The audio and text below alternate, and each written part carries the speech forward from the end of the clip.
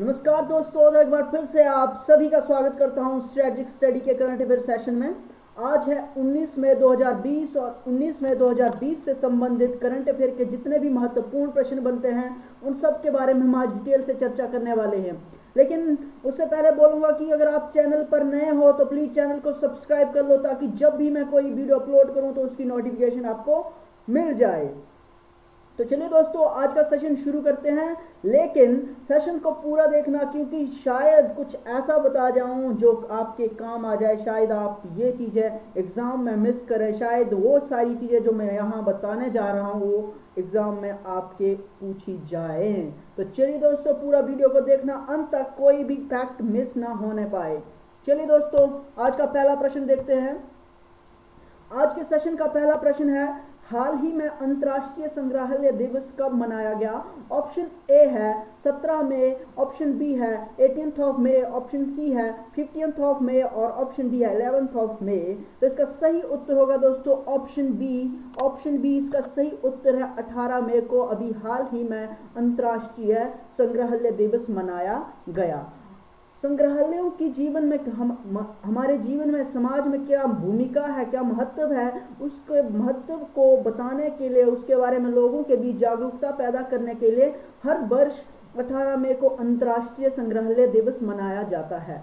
और जो 2020 में संग्रहालय दिवस मनाया गया उसका थीम था museum for equality and diversity and inclusion। Museum for equality, diversity and inclusion. इसके अलावा बात की जाए तो 1977 में अंतर्राष्ट्रीय संग्रहालय दिवस अंतर्राष्ट्रीय संग्रहालय परिषद द्वारा स्थापित किया गया था।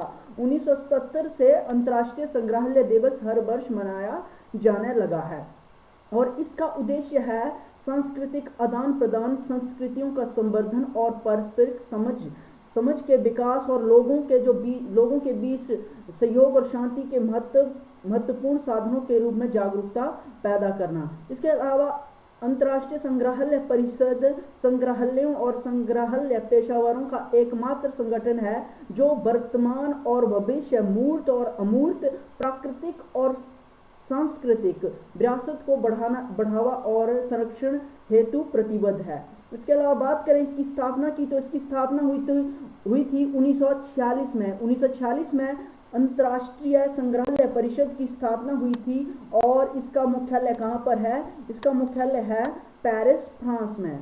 इतनी जानकारी के बाद बढ़ते हैं आगे, जान लेते हैं मई मंथ में आए महत्वपूर्ण दिनों के बारे में। 1 मई को आया था अंतर्राष्ट्रीय श्रमिक दिवस, 2 मई को आया था इंटरनेशनल ट्यूना डे और 3 मई को मनाया गया था इंटरनेशनल प्रेस फ्रीडम डे। 4 मई को बताया गया था इंटरनेशनल फायर फाइटर डे, जिसे हिंदी में बोलते हैं विश्व अग्निशामक दिवस। 5 मई को मनाया गया था इंटरनेशनल अस्थमा डे, जो मई मंथ के पहले मंगलवार को मनाया जाता है। आपसे पूछा जा सकता है कि अस्थमा दिवस कब मनाया जाता है, या तो वो डेट दे दिया जाएगा या फिर आपके लिए कोई, जैसे मैंने बताया कि कोई बार पूछ लिया जाएगा कि किस बार को मनाया जाता है, सोमवार, मंगलवार, इस तरह से। तो अस्थमा डे मनाया जाता है मई मंथ के पहले मंगलवार को। इसके अलावा 7 मई को मनाया गया था इंटरनेशनल एथलेटिक्स डे। 8 मई को मनाया गया था वर्ल्ड रेड क्रॉस डे और विश्व थैलेसीमिया डे 8 मई को मनाया गया था। इसके अलावा 9 मई की बात करें तो वर्ल्ड माइग्रेटरी डे, विश्व प्रवासी पक्षी दिवस 9 मई को मनाया गया था। मैं बता चुका हूं कि विश्व प्रवासी दिवस 9 मई को मनाया गया और इसके अलावा ये मनाया जाता है मई मंथ का जो दूसरा शनिवार होता है और अक्टूबर मंथ का जो दूसरा शनिवार होता है उस दिन अंतर्राष्ट्रीय प्रवासी पक्षी दिवस मनाया जाता है। 10 मई को मनाया गया मदर्स डे, जो मई मंथ के दूसरे रविवार को मनाया जाता है। 11 मई को मनाया गया राष्ट्रीय प्रौद्योगिकी दिवस, नेशनल टेक्नोलॉजी डे।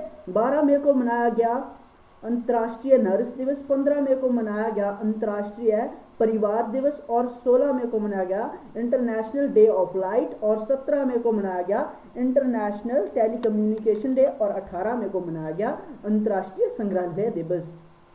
आप इसका स्क्रीनशॉट लेकर भी उसको याद कर सकते हो।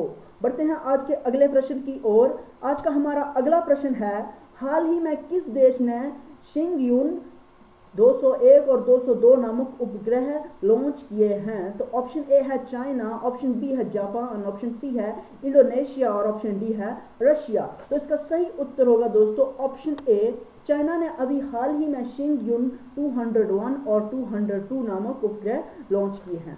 जान लेते हैं चाइना के बारे में। चाइना की कैपिटल है बीजिंग। क्या बीजिंग चाइना की कैपिटल है? रेनमिंबी या युआन? रेनमिंबी या युआन यहाँ की करेंसी है और यहाँ की पार्लियामेंट का नाम है People's National Congress. People National Congress यहाँ की पार्लियामेंट का नाम है और प्रेसिडेंट है यहाँ के शी जिनपिंग। शी जिनपिंग यहाँ के प्रेसिडेंट हैं। इतनी जानकारी के बाद बढ़ते हैं आज के अगले प्रश्न की ओर। आज का हमारा अगला प्रश्न है, निम्नलिखित में से कौन सा राज्य 11वीं राष्ट्रीय हॉकी इंडिया सीनियर राष्ट्रीय महिला चैंपियनशिप की मेजबानी करेगा?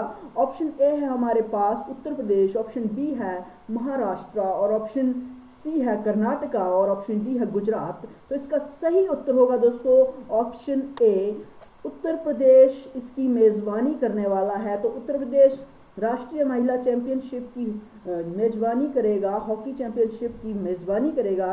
तो जान लेते हैं उत्तर प्रदेश के बारे में। उत्तर प्रदेश की कैपिटल है लखनऊ। लखनऊ गोमती नदी के किनारे है। किस नदी के किनारे है? लखनऊ गोमती नदी के किनारे है। योगी आदित्यनाथ, योगी आदित्यनाथ लखनऊ उत्तर प्रदेश के चीफ मिनिस्टर है और आनंदीबेन पटेल, आनंदीबेन पटेल गवर्नर है कहाँ की? उत्तर प्रदेश के बारे में बता रहा हूं तो स्वाभाविक रूप से उत्तर प्रदेश की ही होंगी ना। तो उत्तर प्रदेश की गवर्नर कौन है? आनंदीबेन पटेल। दुधवा नेशनल पार्क भी उत्तर प्रदेश में है। और अगर राज्य पशु की बात की जाए तो बारहसिंगा उत्तर प्रदेश का राज्य पशु है और इसके अलावा सारस क्रेन यहाँ का राज्य पक्षी है। विधानसभा की सीट की बात की जाए तो 403 विधानसभा की सीट्स हैं और एक एंग्लो इंडियंस के लिए चुनी जाती है। यहाँ पर अगर एंग्लो इंडियंस को उचित प्रतिनिधित्व ना मिल रहा हो तो उनके लिए ये संरक्षित की गई है, उनके लिए एक सीट के लिए रिजर्वेशन है। लोकसभा सीट्स की बात की जाए तो 80 है, 80 लोकसभा की सीट्स हैं और 31 राज्यसभा की सीट्स है। इसके साथ बढ़ते हैं आज के अगले प्रश्न की ओर। आज का हमारा अगला प्रश्न है, कोरोना वायरस मुक्त यूरोप का पहला देश कौन बना? कौन सा देश बोल रहा है? क्वेश्चन बोल रहा है कि कौन सा देश यूरोप का पहला कोरोना मुक्त देश बन गया है? ऑप्शन ए है इंग्लैंड, ऑप्शन बी है पोलैंड और ऑप्शन सी है इटली और ऑप्शन डी है स्लोवेनिया। तो स्लोवेनिया इटली का कोरोना मुक्त देश बन गया है। अभी हाल ही में ये घोषणा की गई है। जान लेते हैं स्लोवेनिया के बारे में। तो स्लोवेनिया की कैपिटल है लुब्लियाना। क्या? Ljubljana, Ljubljana. यहाँ पर स्पेलिंग, यहाँ पे जे जो है वो साइलेंट है इसलिए इसका नाम है लुब्लियाना। लुब्लियाना स्लोवेनिया की कैपिटल है। प्रेसिडेंट हैं वेरेट पेहर, वेरेट पेहर यहाँ के प्रेसिडेंट हैं। और प्राइम मिनिस्टर की बात की जाए तो जेनेज जेंसा, जेनेज जेंसा कौन? जेनेज जेंसा यहाँ के प्रेसिडेंट हैं। और करेंसी की बात की जाए तो यूरो है क्योंकि ये यूरोपियन यूनियन का सदस्य भी है। 1 मई 2004 को ये यूरोपियन यूनियन का सदस्य बना था। बढ़ते हैं आज के अगले प्रश्न की ओर। आज का हमारा अगला प्रश्न है, हाल ही में जारी FRA 2020 के अनुसार वन हानि दर घटकर कितने मिलियन हेक्टेयर हुई है? तो FRA ने रिपोर्ट जारी की है, एक रिपोर्ट जारी की है 2020 जारी की है, forest resource assessment, global forest resource report जारी की गई है। इसके अनुसार विश्व में वन हानि दर घटकर कितने प्रतिशत, कितने मिलियन हेक्टेयर हो गई है? तो ऑप्शन ए है 15 मिलियन, ऑप्शन बी है 17 मिलियन, ऑप्शन सी है 12 मिलियन या ऑप्शन डी 10 मिलियन। तो इसका सही उत्तर होगा ऑप्शन डी 10 मिलियन। जान लेते हैं इस रिपोर्ट के बारे में। ग्लोबल फॉरेस्ट रिसोर्सेज असेसमेंट 2020 के अनुसार 2015 से 2020 में वन हानि की दर घटकर अनुमानित 10 मिलियन हेक्टेयर हो गई है और 2010 से 2015 के बीच में यह दर थी 15 मिलियन हेक्टेयर। और FRA ने की ये रिपोर्ट जारी की गई है। UNFAO United Nation Food and Agriculture Organization, United Nation Food and Agriculture Organization के द्वारा ये FRA Forest Resources Assessment report जारी की गई है, जिसके अनुसार 1990 के बाद दुनिया में 178 मिलियन हेक्टेयर वन क्षेत्र जो है वो नष्ट हो चुका है, जो लीबिया कंट्री के बराबर है। बढ़ते हैं आज के अगले प्रश्न की ओर। आज का हमारा अगला प्रश्न है, हाल ही में भारत रजिस्ट्रार जनरल के अनुसार किस राज्य में शिशु मृत्यु दर सबसे अधिक है? ऑप्शन ए है केरल, ऑप्शन बी है बिहार, ऑप्शन सी है मध्य प्रदेश और ऑप्शन डी है झारखंड। तो इसका सही उत्तर होगा ऑप्शन सी, मध्य प्रदेश में शिशु मृत्यु दर सबसे अधिक है। तो जान लेते हैं मध्य प्रदेश के बारे में। मध्य प्रदेश की कैपिटल है भोपाल। भोपाल यहाँ की कैपिटल है। शिवराज सिंह चौहान मध्य प्रदेश के चीफ मिनिस्टर हैं, गवर्नर हैं लालजी टंडन। कौन? लालजी टंडन यहाँ के गवर्नर हैं। और विधानसभा सीट्स की बात की जाए तो 230 हैं, लोकसभा सीट्स 29 हैं और राज्यसभा सीट्स 16 है। मार्च यहाँ का फेमस फोक डांस है। क्या? मार्च यहाँ का फेमस फोक डांस है। कान्हा नेशनल पार्क और सतपुड़ा नेशनल पार्क की बात की जाए तो वो भी मध्य प्रदेश में है। Indira Gandhi Pench national park, Sanjay national park, ये भी यहाँ पर ही है, मध्य प्रदेश में ही है। माधव नेशनल पार्क, ये सारे नेशनल पार्क कहाँ पर हैं? मध्य प्रदेश में। मध्य प्रदेश हाई कोर्ट की बात की जाए तो यहाँ के जो चीफ जस्टिस हैं मध्य प्रदेश हाई कोर्ट के वो हैं अजय कुमार मित्तल, मध्य प्रदेश हाई कोर्ट के चीफ जस्टिस हैं। मध्य प्रदेश के साथ एक और फैक्ट जुड़ता है, इसको टाइगर स्टेट ऑफ इंडिया के नाम से भी जाना जाता है। जीवन अमृत योजना की बात की जाए तो ये भी मध्य प्रदेश सरकार द्वारा चलाई गई थी। जीवन शक्ति योजना भी मध्य प्रदेश सरकार द्वारा चलाई गई। और top parent app for students, ये भी मध्य प्रदेश सरकार द्वारा लॉन्च की गई है। इसके अलावा भारत का पहला राज्य बना था जिसने मिड डे मील राशन प्रदान किया था। बढ़ते हैं आज के अगले प्रश्न की ओर। आज का हमारा अंतिम प्रश्न है, हाल ही में किसने राष्ट्रीय प्रवासी सूचना नेशनल माइग्रेंट इंफॉर्मेशन सिस्टम प्रणाली शुरू की है? NMIS प्रणाली शुरू की है।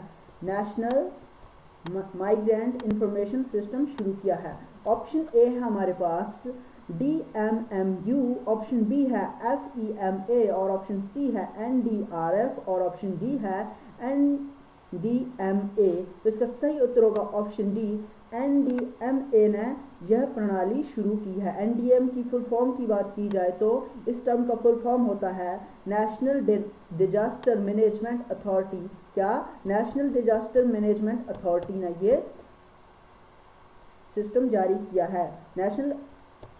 16 मई 2020 को राष्ट्रीय आपदा प्रबंधन प्राधिकरण नेशनल डिजास्टर मैनेजमेंट अथॉरिटी ने राष्ट्रीय प्रवासी सूचना प्रणाली लॉन्च की है। यह प्रणाली श्रमिकों के लिए एक केंद्रीय ऑनलाइन रेपोजिटरी की तरह काम करेगी और यह ऑनलाइन पोर्टल प्रवासी श्रमिकों को सुगम आवाजाही के लिए अंतर्राज्य संचार में मदद करेगा। इस पोर्टल में कॉन्टैक्ट ट्रेसिंग में भी मदद मिलेगी। जब हम एक राज्य से दूसरे राज्य में जाएंगे तो अगर इस पोर्टल में रजिस्ट्रेशन कराएंगे जो दूसरे राज्यों में जाने वाले श्रमिक हैं तो उसमें इससे उनके कॉन्टैक्ट लिस्ट होगी, उसके पास चली जाएगी और इससे उनके कॉन्टैक्ट ट्रेसिंग की प्रक्रिया जो है वो आसान हो जाएगी। इसके अलावा इस रेपोजिटरी में नाम, मोबाइल नंबर, उम्र और गंतव्य जिला और यात्रा तारीख जैसी मूल चीज़ें, जिले जैसी मूल बातों का विवरण होगा। और भारत सरकार ने ये योजना शुरू की है, ये प्रणाली शुरू की है जिससे श्रमिक प्रवासियों को उनके घरेलू शहरों में स्थानांतरित किया जा सके।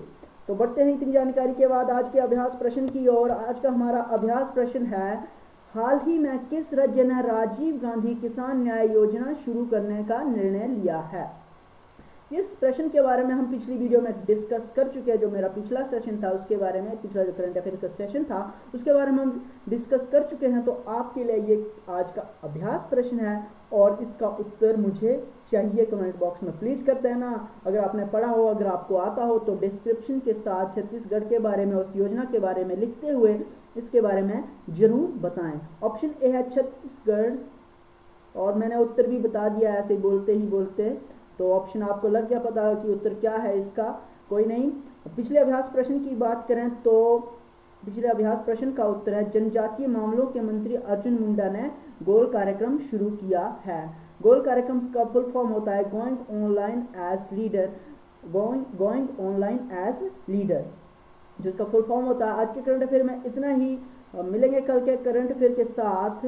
धन्यवाद।